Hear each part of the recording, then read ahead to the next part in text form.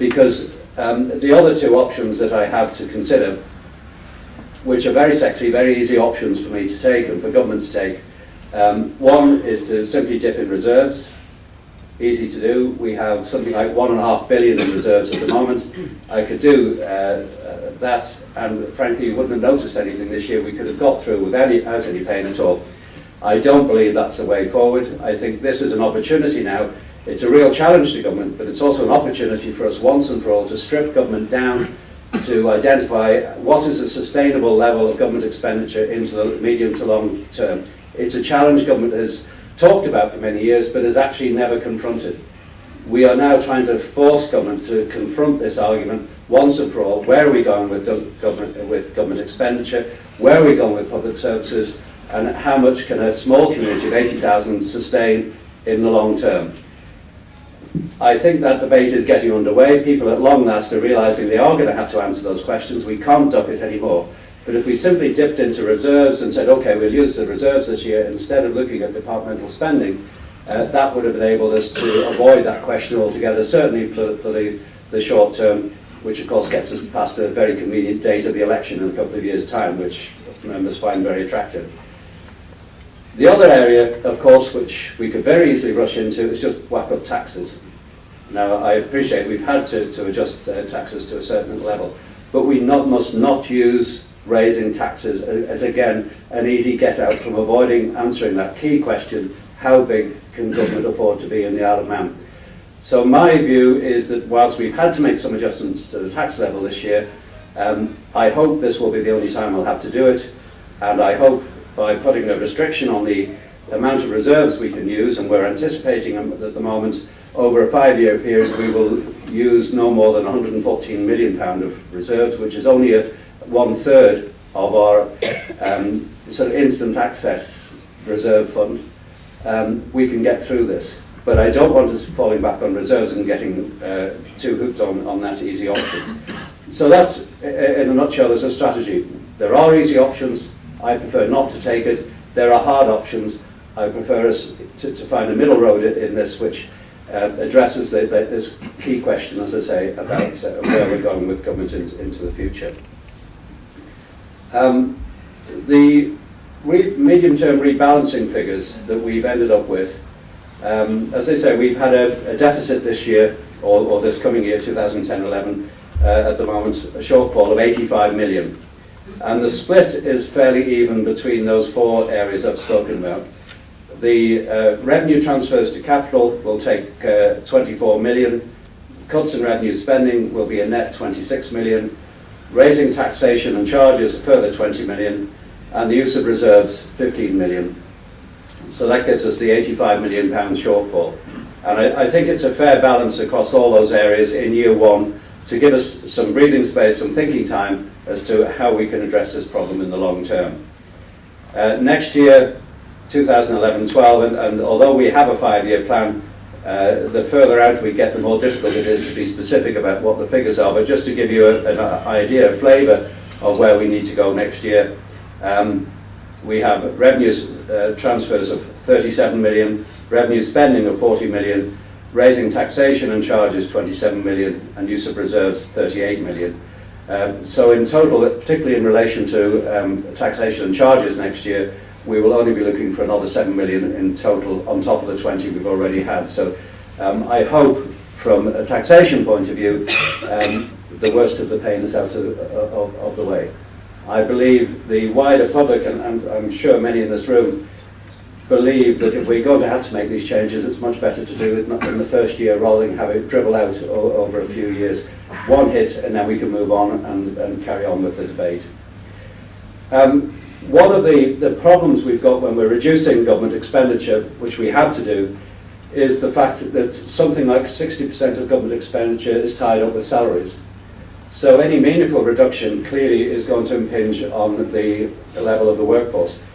Now, government, in its widest sense at the moment, has about 8,500 people working for it. It's about 20% of the active workforce works for government. In a small community, and certainly in the present circumstances, I think that's too high. I don't want to see a rush to compulsory redundancies, but I do want to see a very active programme of natural wastage. We have a high number of vacancies on a regular basis. We have a relatively high turnover of staff. It's most important, I think, now that government actively looks at every single post that comes available to see whether, in fact, we still need that post. Sometimes these posts are empty for several months. Government still continues to work, so why do we need to fill the post? It's madness, frankly. And in the very short time that we've had it, we've already been able to get rid of 100 posts. That immediately has saved us £3 million a year in staff costs. And the key part of this also is it's saved us £600,000 a year in pension liabilities. Because this is another part of the equation we mustn't lose sight of. Our pension liability is increasing, is becoming more and more of a strain to service. This year the shortfall in pensions is something like £6 million. This is the difference between what we pay out and what we receive, and we estimate that this figure is going to grow year on year into the future. And this is why we have embarked on our review of the pension schemes with Hymans Robertson, which we will be coming to Tynwald with next month to try and find a more sustainable package for our public sector pensions, which gives our workforce confidence that their pension is secure, but it also gives you guys and the taxpayers generally confidence to know that they are not going to be called on to subsidise this facility any longer. So the pension scheme is obviously something we need to focus on. The other area we've addressed in the more on the margins of the thing this year, we've had a great deal of publicity over the last year or three about the MEA and the problems they've had.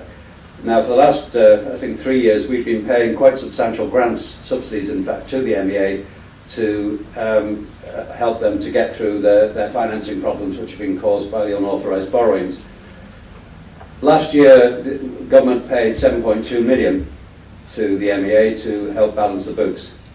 Now, we've had discussions with them, and we have an agreement now whereby that government subsidy to the MEA will stop, and also the MEA will take on responsibility for funding the standing charge.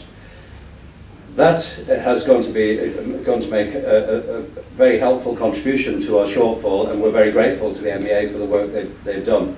Unfortunately, what it is going to mean is a 7% increase in electricity tariffs from April of this year. It's not something I sought or would have wanted, but unfortunately this is one of the more painful aspects of the budget this year, and we will have to do our best to absorb that. I have, and I'll touch on it briefly, though made some provision in the budget to give particular assistance to those on low incomes who may be disproportionately affected by this, and we brought in measures to help them at that level.